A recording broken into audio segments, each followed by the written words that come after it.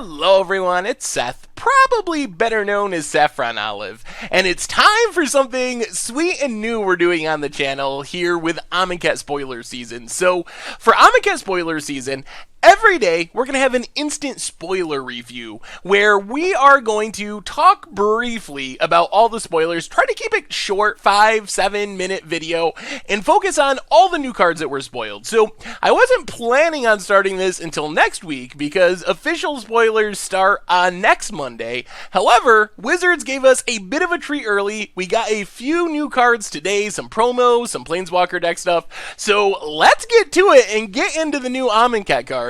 First off, we have a new dragon, Glorybringer, which is interesting mostly because it has a new mechanic on it in Exert. So Exert basically says when you attack, you can choose to exert it, and if you do, that creature doesn't untap your next turn, but you get an ability. And it kind of reminds me of a couple of dragons and dragon-esque creatures we've had in the past, like Stormbreath Dragon, 5 mana, 4/4 flying haste, has different upsides. It doesn't kill anything like Glorybringer, but it can go monstrous, deal some damage.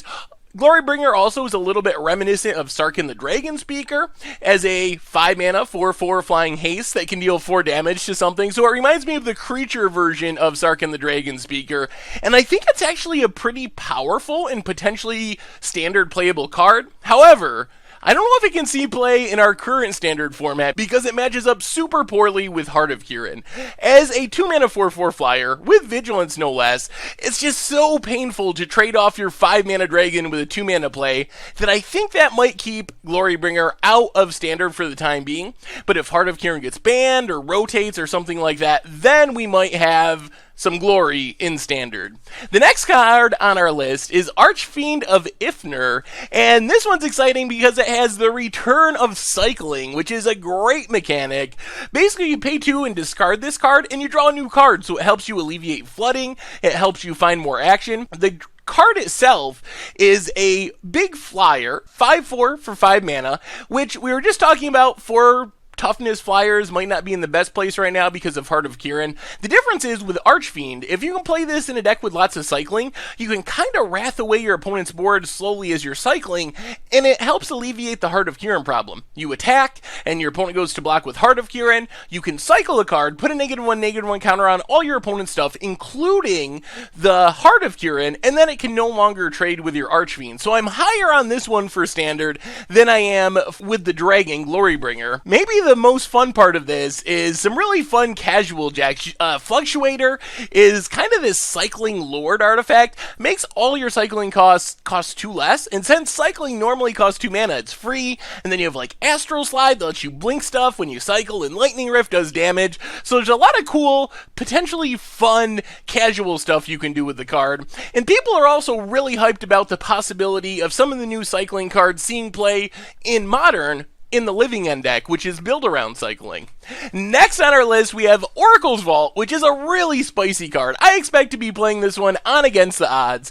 It kind of draws you a card for 2 mana, but you gotta cast it that turn. However, every time you activate it, you get a brick counter, and once you get 3 brick counters, you just tap it, exile a top card of your library, and you can play it for free, which reminds me a little bit of like Omniscience. In Standard, you can play with Paradox Engine, cast the card, untaps the Oracle's Vault, cast another card, taps the Oracle's Vault, and combo off that way.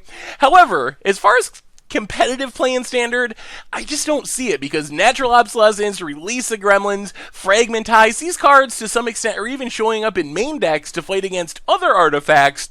So it's a tough sell to be an Oracle's Vault in our current Standard just because it picks up on so much fringe hate. So I think it's really fun. I definitely expect to play it on Against the Odds, possibly in Commander or a weird combo deck, but I can't really see it seeing normal Standard play just because there's so much hate in the format. Last but not least, just wanted to mention these quickly, we have the Planeswalker Deck Planeswalkers, Gideon, Marshall Paragon, and Liliana Deathwielder, and Gideon's the closest to being constructed playable. Its 0 ability is very similar to Gideon, Ally of Zendikar, and we've seen how busted that card is.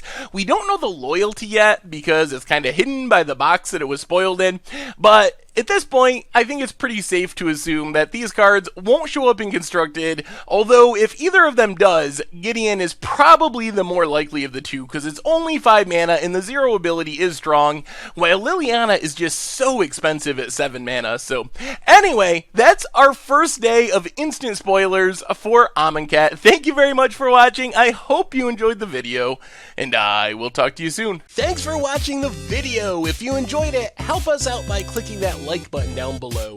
And to keep up on all the latest and greatest, click that subscribe button. And don't forget to hit that bell icon to get alerts whenever we have new videos. And if you want to, check out some of our other sweet videos here and here.